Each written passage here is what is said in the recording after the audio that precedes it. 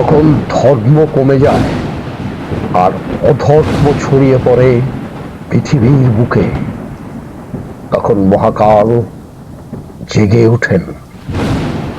পুরাণে লেখা আছে, কালের শেষ অধ্যায় ইতিমধ্যেই শুরু হয়ে গেছে।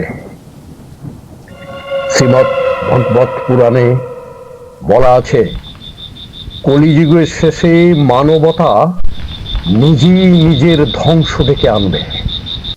রাজারা হবে লোভী, সত্য হবে দুর্বল, আর ধর্ম থাকবে শুধুই মুখের কথায়। বিষ্ণু পুরাণ ভবিষ্যৎবাণী করেছিল, মানুষের আয়ু কমে যাবে, সম্পর্ক হবে স্বার্থের ওপর দাঁড়ানো। এসবই সময়ের চক্র। সৃষ্টি, স্থিতি, প্রলয়। প্রলয় মানে শুধু ধ্বংস নয়, এটি একটি নতুন সূচনার প্রস্তুতি। পুরাণ বলে, যখন 7 সূর্য একসাথে উদিত হবে, তখন পৃথিবী চলবে অগ্নিতে।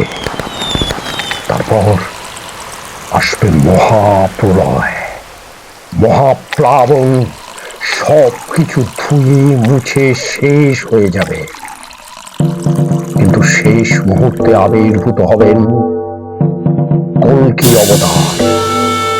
তিনি পুনরায় স্থাপন করবেন ধর্ম, সমাপ্ত করবেন কলিযুগ। প্রলয় মানে সমাপ্তি নয়, এটি পুনর্জন্ম।